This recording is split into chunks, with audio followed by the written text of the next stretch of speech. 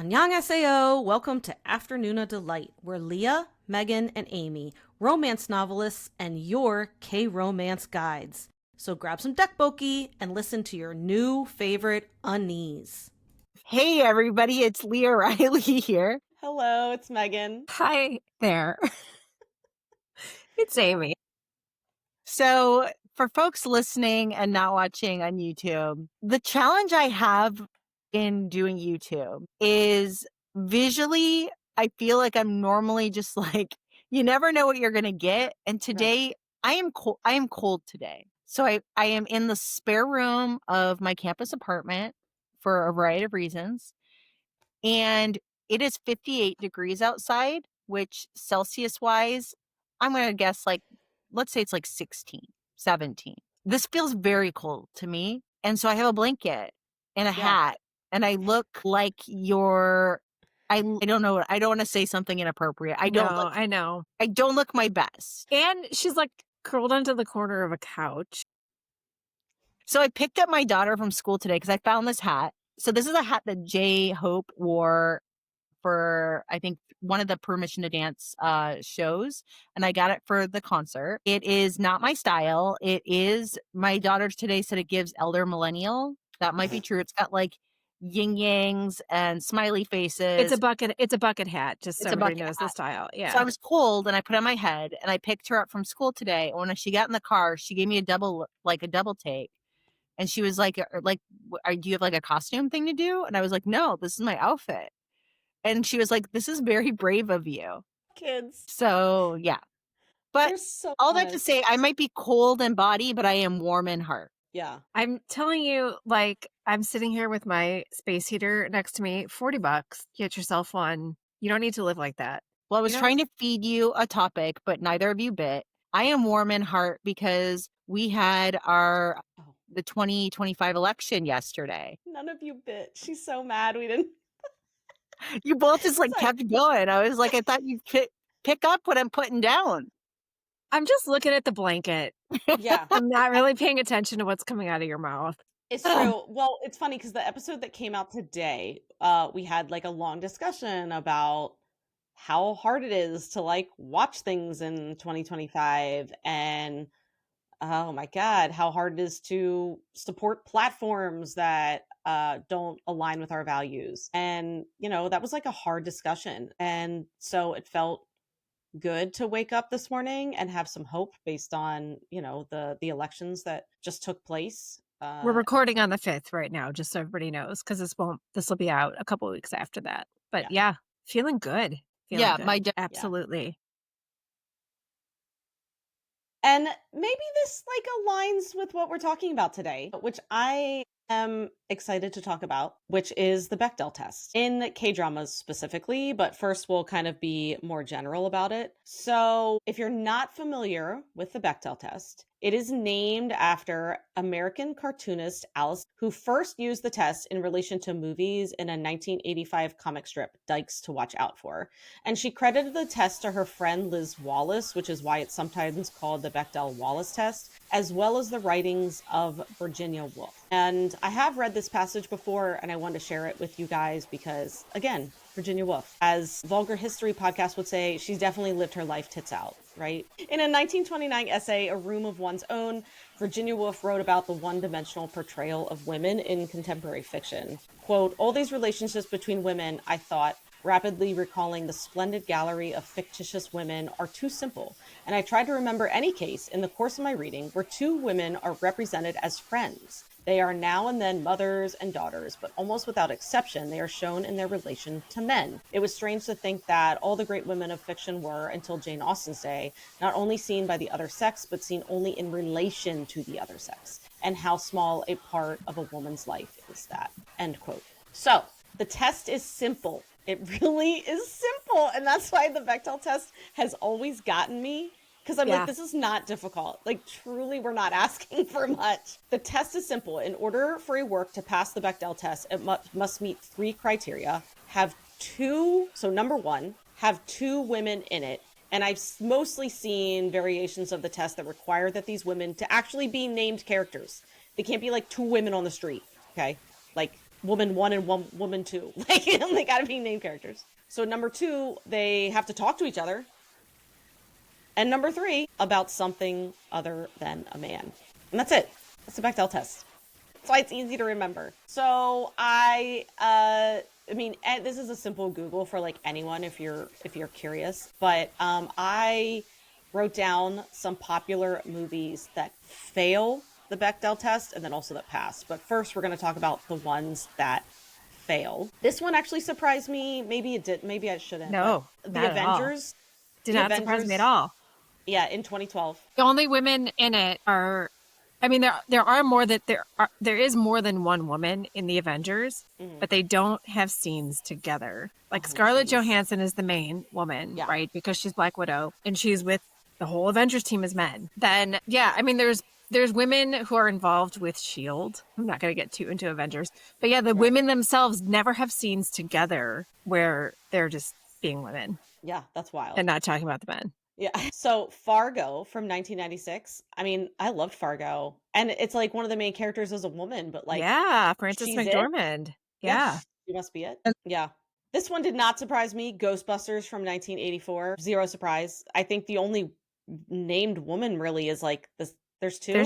There's two. There's Sigourney Weaver and Annie Potts. Okay.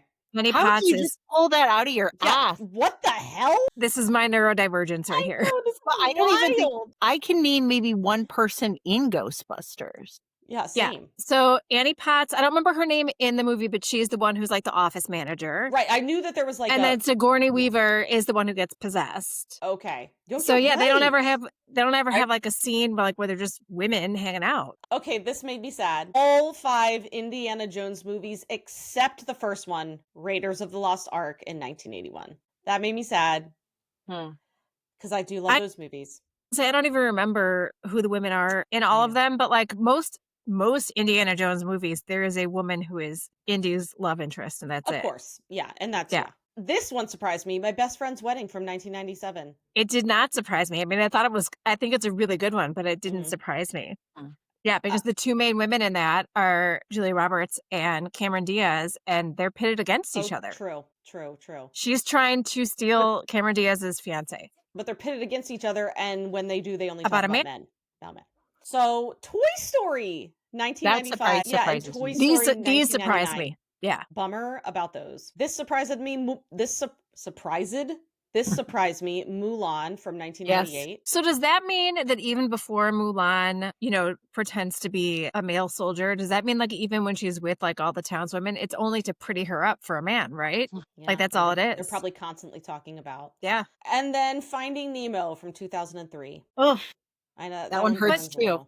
But Dory. I mean, I'm going to go out on a limb and say that a lot of the movies from the 90s are probably just not going to pass. Like, you know what I mean? Like the 90s and 2000s. And there's Disney stuff too. Like a lot of Disney stuff until we start getting later. There's one that's not in here that always, like the meme always gets me when I don't know if anyone has seen it, but it's Lord of the Rings, the whole trilogy. And they'll say, here is the one scene of, that passes it. And it just goes to black. Yep. Thank you for mentioning that because that hurts as well.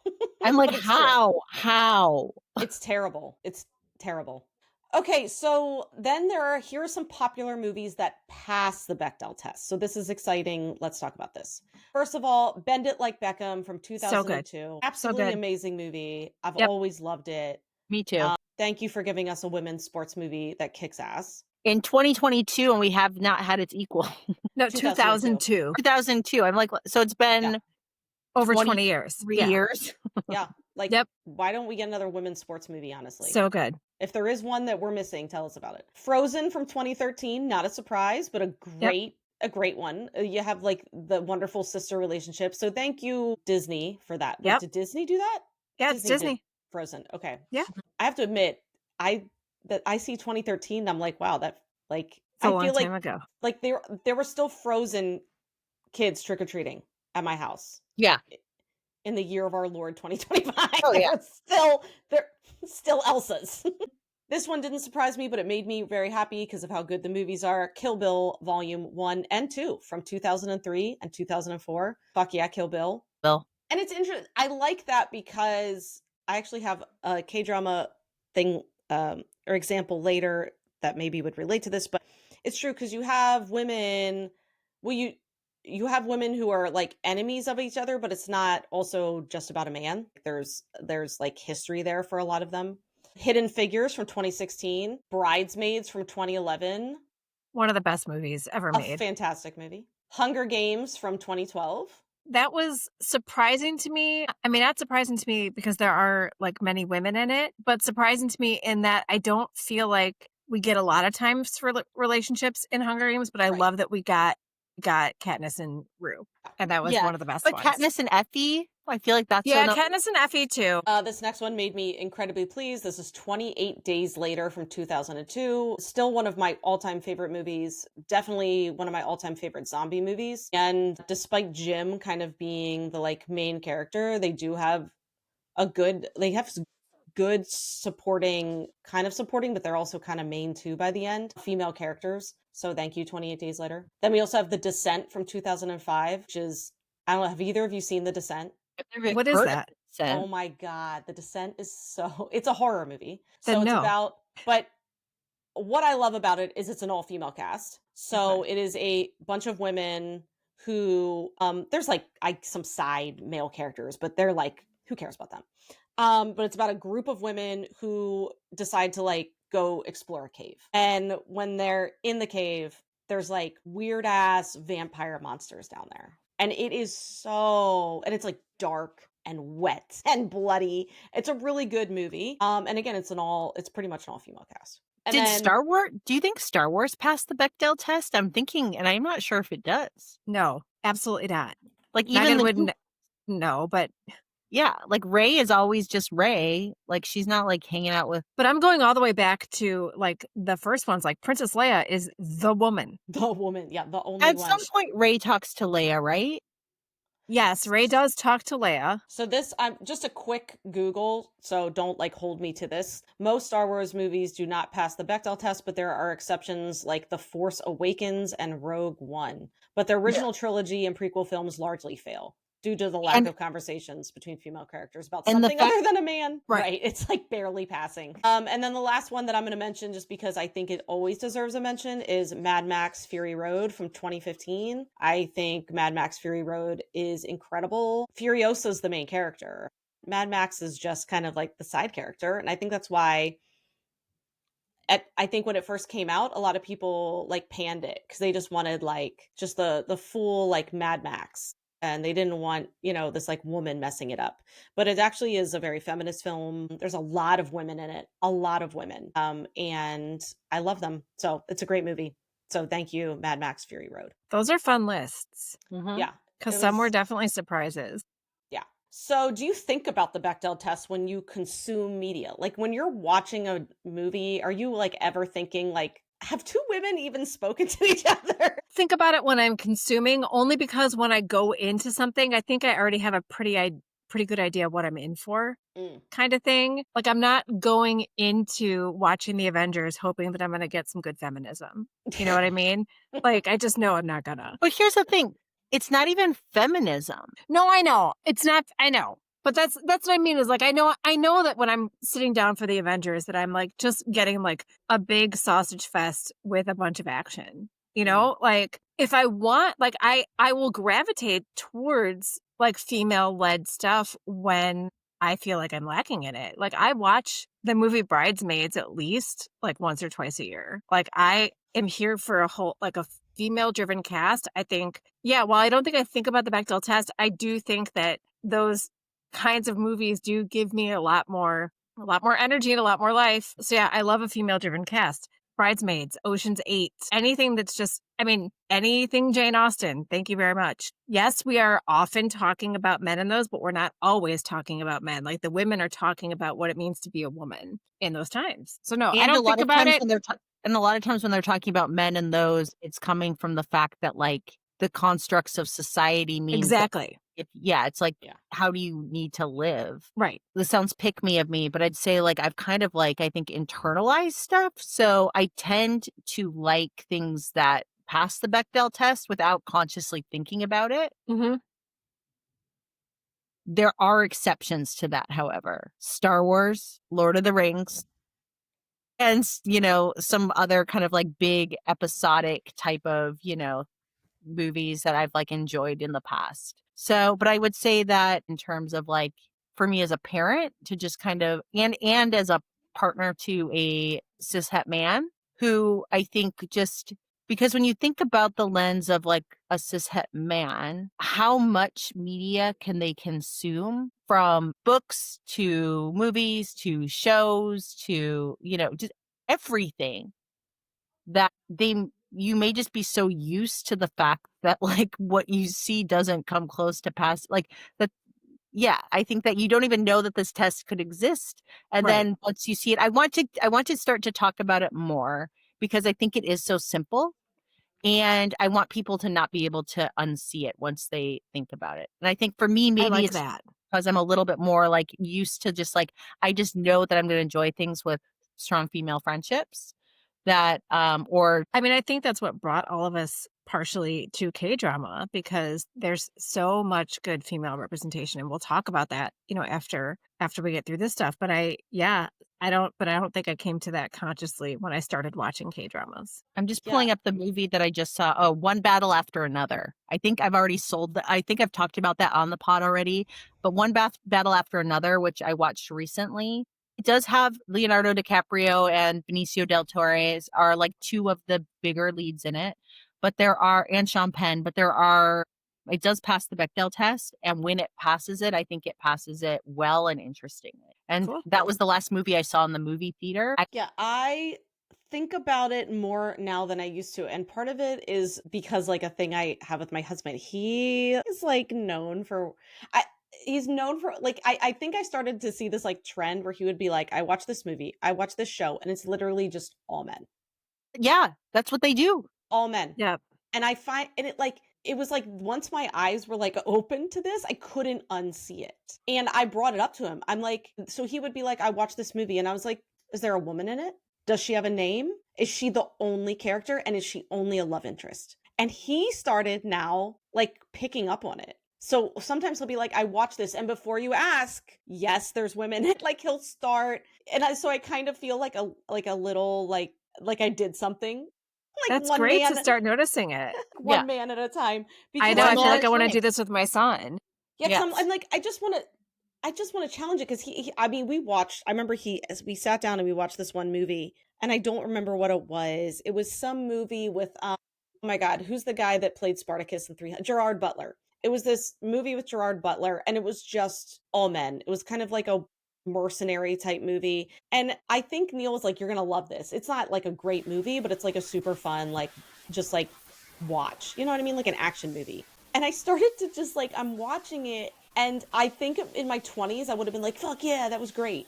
But in my 40s, I'm just like, this felt soulless to me. This felt so empty and soulless. And there was not one, did a woman even talk in this movie? A woman that was named as a character, did she even talk in this movie? And it like, I think the same, Neil was like, so he started also like opening up his eyes about it. And one thing is the last thing we watched together, which was Chief of War. And I was like so glad to like watch that with him because there were such really cool female characters. You know, they're sisters who have a great relationship.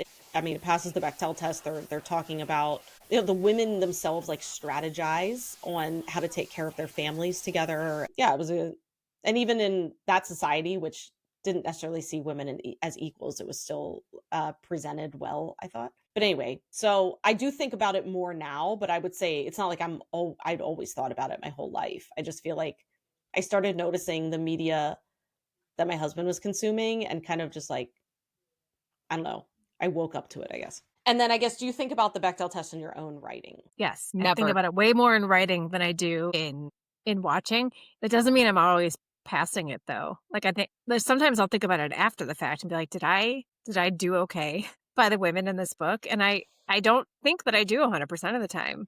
Yeah, I do. But again, this is like I hadn't always thought of this.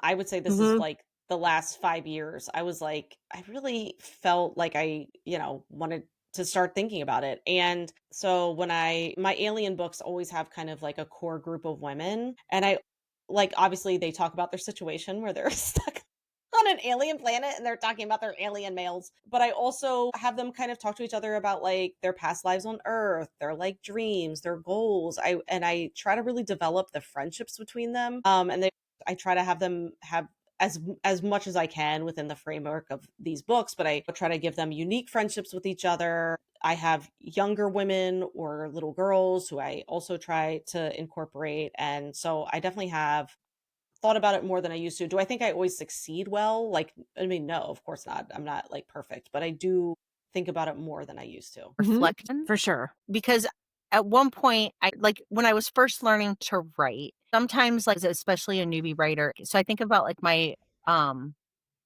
first book that got published.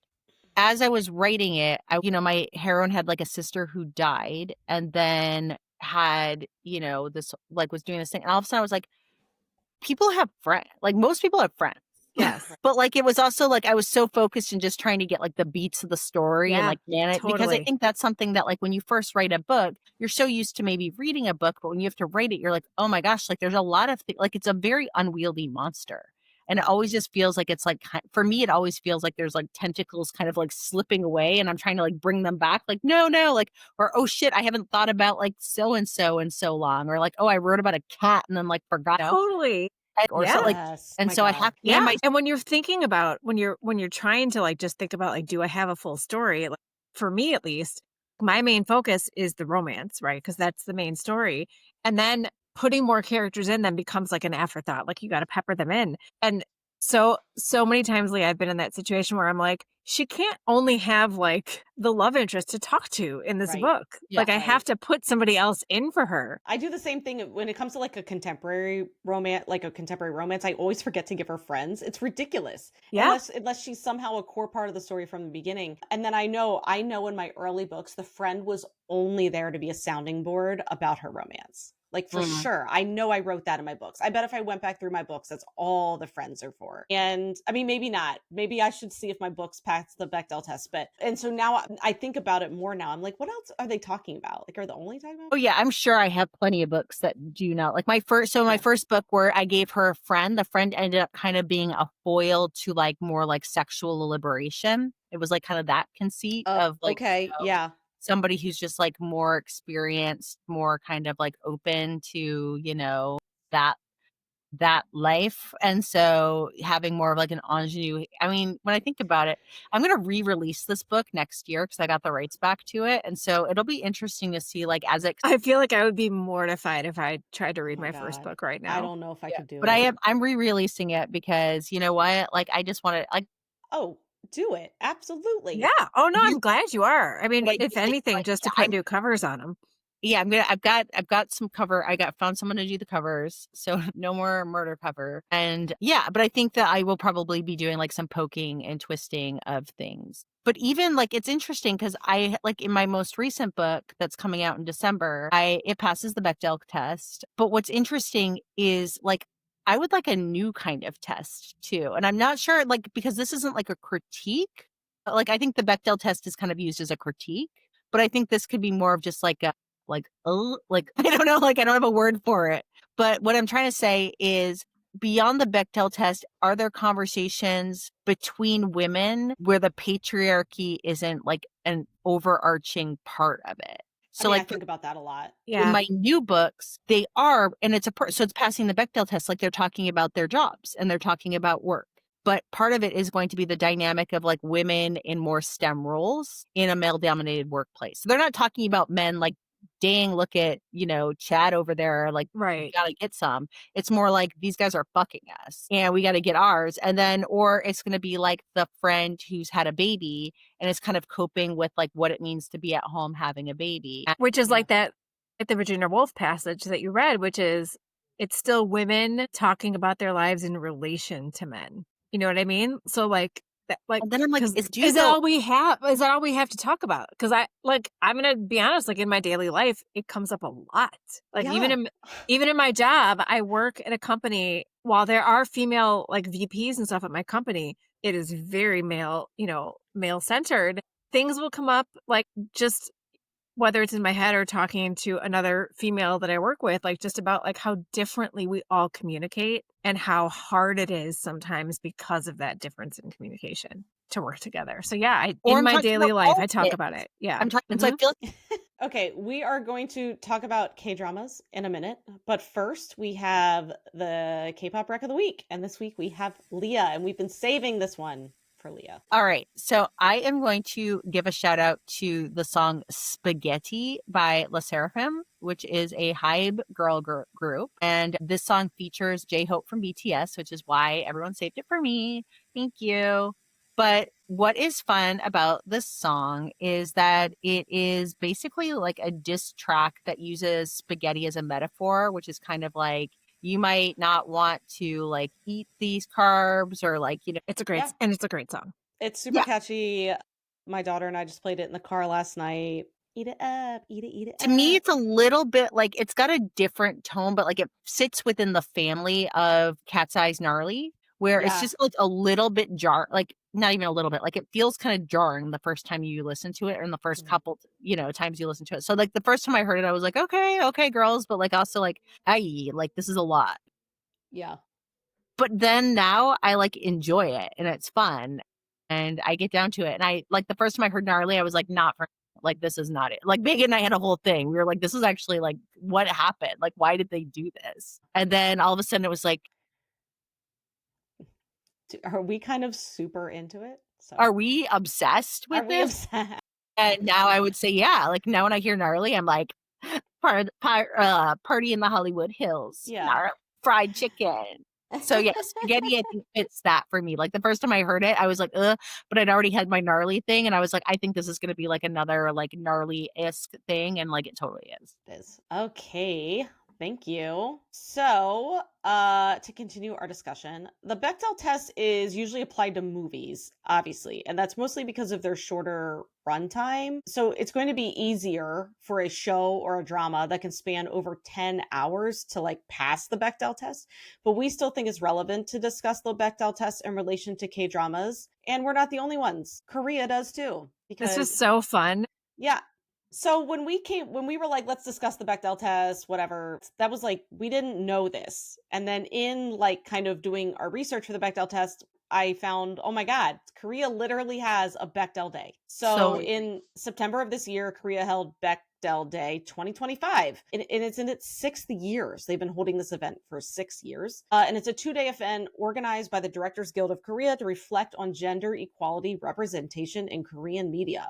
Like badass, right? That's so wild for like so much that we talk about with like us thinking that sometimes they're not as, you know, Korea's not as progressive with certain issues in the way that they're portrayed in K-dramas. This was such a delightful thing to learn. Yeah, did not know this. So, in addition to the test's original 3 rules, 2 named women characters talking to each other about something other than a man, Korea's Bechdel Day introduced 4 more criteria, including female representation among key production staff and the avoidance of discriminatory portrayals of women and minorities. Like, I want to attend this. Right? Get us an invite for Bechdel Day 2020. Seriously. Each year, based on this framework, the organizers announce the Bechdel Choice 10, the top 10 most gender equal Korean works. I just think this is so cool. So this year's Bechdel Choice 10 selections in the series category are Good Partner, Miss Night and Day, Our Unwritten Soul, Friendly Rivalry, The Tale of Lady Oak, Doubt, Jonghyun, The Star is Born, A Virtuous Business, Doubt, and Hyperknife. And I know I said doubt isn't there twice. I know, but I couldn't find it. I know. I don't know. That's what it said. It's had doubt twice. And when I tried to that's what it said when I did it. So I know. I don't know why doubt's in there twice. The Bechdelian Award for Director in the series category went to Jung Ji-in for Jonghyun. The Writer Award to Park Ji-suk for The Tale of Lady Oak.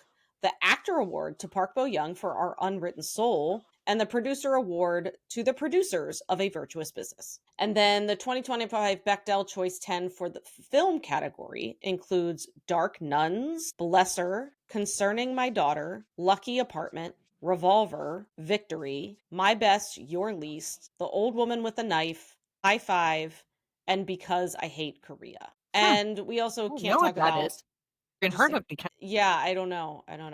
So we obviously have to talk about probably why this is, and it's because of the amount of female screenwriters in Korea. So in a Forbes article from 2015, according to the Center for the Study of Women in Television and Film, only 27% of all directors, writers, producers, executive producers, editors, and photography directors working on U.S. network programs are women. In Korea, this honestly surprised me. In Korea, the number of female screenwriters is closer to 90%.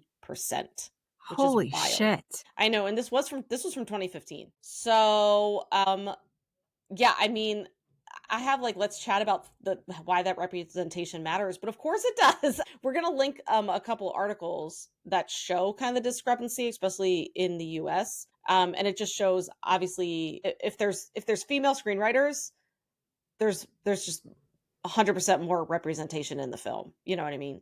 Right. The correlation. Yeah. And that's always when I'm watching something and I will always go look at who wrote and who directed it, because there are times where I'm like, there's no way a woman wrote this, when it's like a certain representation of women, and I have to go check. I've done that so many times where I'm like, a woman did not write this. And I look it up and a woman did not write it. And then there's something that I'll be like loving, and I'll be like, of course a woman wrote this. Yeah. So. Yeah. Where men read more of the genre in the survey than women did. So do you want to guess what those genres were? Wait, say it again. So reading genres where men read more. Yeah, where like men were made up the bigger part of the readership for that genre. I'm going to say mystery. Like, are we just talking fiction? Oh, wait, no. Wait, it's not. Is this a trick question? Is it going to be 0? No, there's four that men read. But when you say genre, we're not talking just fiction genres. We can talk nonfiction. Fiction's included, but it's kind of everything. Maybe biographies? Yeah. I was going to say like war nonfiction. Yeah, war. I was going to be like war. Is that History's number 5, but women surpassed in history. Okay. So number 1 was philosophy. So men were outreading women in books that were declassified as philosophy. Okay. Number 2 was comics. Okay. Then it was graphic novels. And then it was science fiction. Okay. Romance? Correct. Historical romance made the least amount. Oh. So they parsed it between like chick lit, because it was like 2017. And then they did contemporary romance and historical romance and those were the bottom 3 read. Okay. And so for me, when I think about that, because this is where I'm going with it, is that when we first started watching Korean drama in 2020 and just kind of fell into it in the pandemic and just kind of like, we're like, these are really good. What's happening? I think that there was an impulse to me at the beginning where I just kind of I wasn't thinking very deeply about it. I was like, this is really interesting. I'm really enjoying this. Like, why don't we get to, why isn't this happening so much here? And I didn't really think about I think I probably ended up romanticizing it, not to like a highly problematic degree, but we see a lot of listeners who will also begin to kind of romanticize like Korean society based on like the image that they're seeing represented in the shows, right? Mm-hmm. Like very sensitive men, like a lot of romantic feelings, things like that. But then the hard-hitting truth ends up being like, and again, I'm not saying like I'm pointing egg on Korea without like us owning that we own, like all the disclaimers are like, we live the misogyny and being like women in America. Yeah. But, it's very well documented. Yeah. That feminism is like a word not even to be like used in polite society. The 4B movement of essentially like women trying to live their lives without men in Korea, birth rates at like an all-time low, misogyny being like very pervasive, sexual violence laws being problematic. Like there's a lot of things that are stacked up against women in a way that just feels very troubling. And yet here we are in like K-drama land where there's a lot of romance and a lot of really like positive female representation and things like that. So I guess to me, I thought about it in terms of like having seen that graph where it was like, we have almost no men reading romance, but so many women reading romance in this country. And that felt like I could like extrapolate over and be like, well, here we have again, like people kind of like looking for fantasy and escapism. And are we seeing that that occurs more because we have people who are kind of just hungry for like that fantasy in their own lives because of the society that they're living in? Right. Yeah. I mean, It's true. Look at what we all like. Look at what we all write too. And I'm not saying that like we are all coming from the same place, but like I do think that in any sort of writing, there's got to be some form of like wish fulfillment in there. You're writing something that you want to see happen most of the time. I mean, when we're writing romance, I know that doesn't hold true for like every genre. Like if we're talking, true crime type stuff. But yeah, that totally tracks.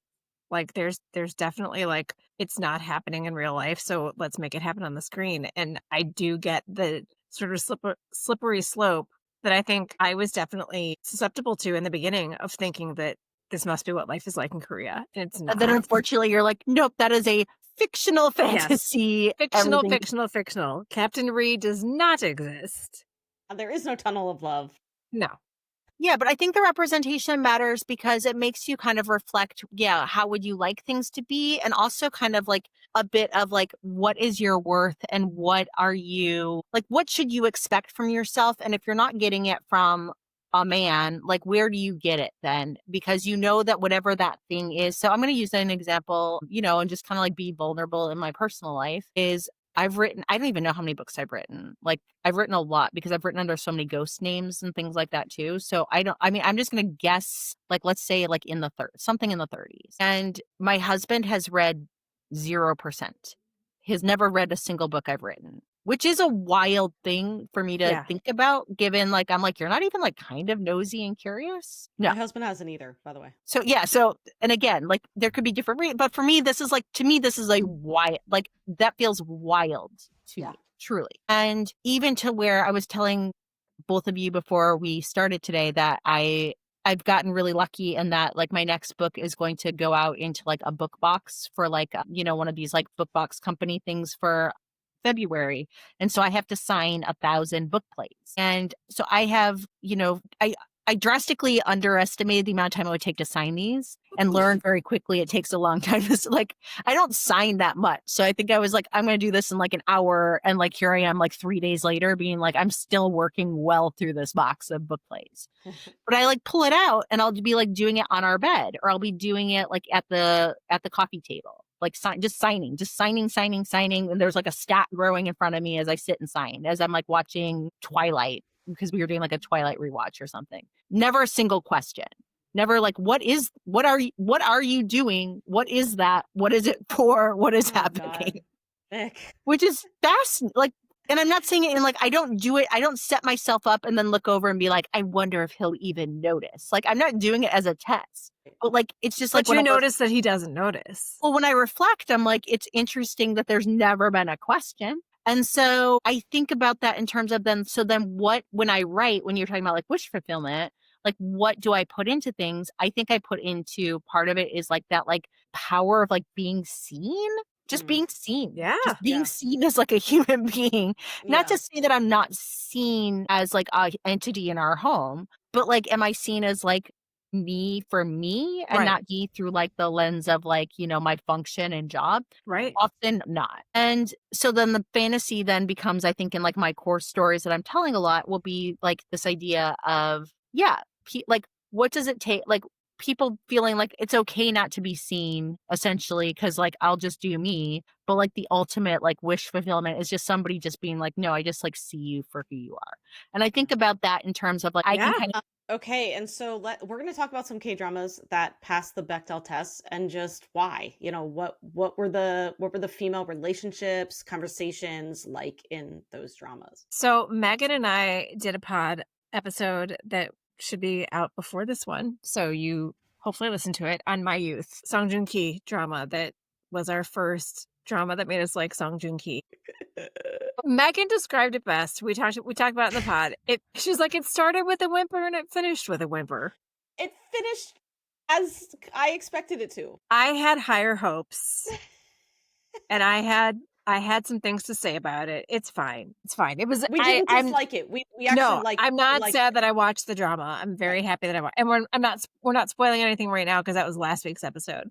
One, like to talk about this drama as far as like some things that it did really, really well were the female relationships in this drama. So we've got like our main heroine is Song Ji-yeon, played by Chun Woo-hee. And then her best friend, who's been like her best friend since childhood, is Mo Tae-rin, played by Lee Jun-young. And they have like one of my favorite friendships I think I've ever seen in a K-drama. It was a good one. And they are often like in the scenes that they are in together, because this drama, I think the romance, there are two romances in this drama, like both women get their own romance, but the romances are such slow burns because people are like living their lives and dealing with their lives. And that was one of the things that we really liked about this drama, is that we're just kind of plunked down in the middle of these people's lives and we're just watching them deal with it. And when these two women are together, 90% of the time, a man is not mentioned. It has nothing to do with men. It is about their friendship.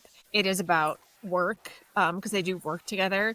It is about Their future. like self-image. It is self-image. It is about like their futures independent of men. Just like so well done. And like you totally believe that these people are friends. That's what it is. And there's even some of the women like who are more on the periphery of, you know, being like main characters, but we've got Kim Pil-doo, who is played by Jin Kyung, and she is the CEO of this entertainment group where basically like all the women work. And then Bang Ha-na, who is played by Lee Bun-ryun, who is a director that leaves the entertainment group and starts her own management company. And like when these women are in a room together, it's always about career. It's always about their futures. It's very rarely having anything to do with their relationships. And they have like this little errand boy who's like just this like side character, and it's just this like man who's always in the room, but he's like, you know, he just runs errands and can't drive. I don't know. It's just like heavy focus on female relationships, and like not surprising either, because, you know, we've got the writer is Park Shi-hyun, who's a female writer who wrote Run On as well, and just writes great women. Like she really writes great women. She does. I have another one, but I'm just going to do one at a time. I'm assuming that's what we'll do. We'll see if we have time. No, go ahead. Or should I do them? Oh, Keep okay. I mean, and the other one's just the OG, Crash Landing on You. Again, another female writer, Ji-yeon. Yes, does this start with like a male-female situation? Absolutely. But like when Yoon Suri then kind of like worms her way into the fold of all the village women, which I like, can you believe like we didn't know who Kim Sun-young was before that drama? Like best person in the world. Initially, her relationship with all those women is their suspicion about her and Captain Ri. But what it turns into is just like women loving each other's company, to the extent where, in the end, when she has escaped North Korea and is back in South Korea, and she sends like a care package for them of all like the Korean skincare and makeup and stuff like that. Like, it's just like women like lifting up women. And it was such a lovely thing to see. And yeah, I mean, that was when we first fell in love with like the sensitive man who can cry and all of that. But I think that's just making me see a lot of the wish fulfillment in the writing there. But then we also did get to have these big groups of women that were getting to have relationships with each other independent of, because all of their lives were basically like revolved around their husbands. Absolutely. But they get this time alone and they get to be women. Okay, so bear with me on this one because I'm going to talk about the Glory stars. And I've been thinking about the Glory more lately, and let me kind of set this up as to why. So I recently watched Queen Mantis, which was a drama about a female serial killer. And this is not a spoiler. There's a female serial killer. She does kill people who do bad things, but she very much enjoys killing them. She is a serial killer. Okay. She like enjoys the act of killing them. And I love that they presented her like that. Like I kind of didn't want the cop out of, well, they're bad people, that's why she kills them. So I liked that they kind of leaned into the point where she was like, yeah, it felt really good to like cut their tongues out. And I was like, yes, like, thank you for giving us and she was a nuanced, complicated character. And it made me think of The Glory. So The Glory stars Song Hye-kyo as Moon Dong-eun. And then you have Park Yeon-jin, played by Lim Ji-yeon. So, and I know I'm going out on a limb here, but for me, like, diversity in storytelling for women is not just about, like, women uplifting others. It's also about, like, giving them roles that are usually given to men. And this was a bullying villain, and the victim set out to get revenge. And what happens between them isn't because of a man. Like, there are obviously men in The Glory, but the men in the glory are pawns. They really are. Like, if you look back through and remember most of the male characters, they're the pawns that are being kind of moved around a little bit by like the women. So it just feels like a very female centric drama. And yeah, the like the conversations between them, they're like not about a man. It's like this like tense competition, revenge between these two women. Was the glory like my favorite drama? No, but I have to like give it props for what it did. Let women be villains and let women be John Wick too, you know? And then this was mentioned in the Bechdel Day 2025. And that's a virtuous business. So I've talked before about how the ending is absolutely terrible. I'm going to pretend the last episode didn't exist, but I will say the last episode wasn't like, I don't know, it didn't feel like anti-feminist. It was just poorly written. But it cannot erase to, like, no matter how bad that ending was, I don't want it to erase how good the drama was, because for me, this drama was shaping up to be one of the best I've ever seen. The female cast is so good. And there's just these like nuanced roles among the 4 female leads. I'm not going to get into every lead, who they are. We'd be here like all night. But the conversations these women have, the support they provide each other, but then they also get into conflicts with each other that feel very real and grounded in just real life. So, I mean, the drama covers sexism, patriarchy, class divides, slut shaming, and more against like the backdrop of these 4 very, very different women who themselves are kind of forced to confront like their own biases and in order to like work together and to succeed and reach their goals. And I loved it. I say, if you watch it just up until the last episode and then just forget the last episode existed. But it's really, really fantastic. I do want to point out that we have both mentioned a Kim Sun Young drama We did. in our Bechdel test. So, Leah, do you have a Kim Sun Young drama in yours? I didn't even look up the writers. You guys are like, yeah, well, sorry. Well, no, this was the Kim Sun Young, the actor. Oh, yeah. The actress. So, okay, so I went with Extraordinary Attorney Woo. Ooh, that's a good one. For Bechdel Test. Day? Yep. Awesome. That's so cool. So cool. So it kind of does center women's lives and ambitions and friendships and challenges that exist independently of romantic relationships with men. So there is a romantic relationship, but it really isn't like the core of her story, right? I would say it's like not even a B plot. It's kind of like a C plot. So I do want to say that you do at least have some crossover with my youth with this drama. Okay. So, everybody's in every drama. So Jin Kyung and Lee Bong-ryun, who are the other 2 women that I mentioned in my youth, are both in Extraordinary Attorney Woo. Oh my gosh. And then kind of like their futures and dreams beyond teaching. So the heroine spends a lot of time on screen. Like, she definitely has a romance as well, but she spends a lot of time kind of like agonizing over her future and her future aspirations of like, what is she going to do next, as well as kind of like her past and like her past dreams and how she got to this. And so there's a lot of like internal conflict about her like professional identity that's totally separate to the romantic relationship, which is a workplace roommate. All good dramas. I know. I mean, we could probably sit here for hours and talk about K-dramas that pass the Bechdel test. Obviously, we only can mention a few, but I'd love to hear ones that you love. It's funny because as I was like writing the script, I was watching Typhoon Family.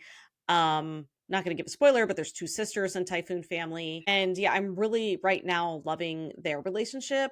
I don't have a sister, and so I always love how K-dramas seem to present sisters to me, just like the complicated relationships they have where sometimes they can feel in competition with each other, but yet they're constantly looking out for each other. Typhoon Family, I think, is doing a really good job with that relationship right now. And so shout out to that drama. It's doing a lot of things right, actually. It is. Typhoon Family. Yeah. So yeah, that was, I hope you guys enjoyed that one. It's going to make me more conscious of it now, which I like not just in my consumption, but in my writing too. Yeah, I mean, me too. I notice it now a little bit more if I'm like watching movies, and especially when they have like one named character who's a woman, I'm like, oh my God, what are we watching? So yeah, I hope people think about it more. I think it's good to kind of always keep it in the back of your mind when you're consuming media. It's definitely getting late because I can feel like my voice going down to like vocal fry. Do you hear that? I'm like, A little bit. sorry.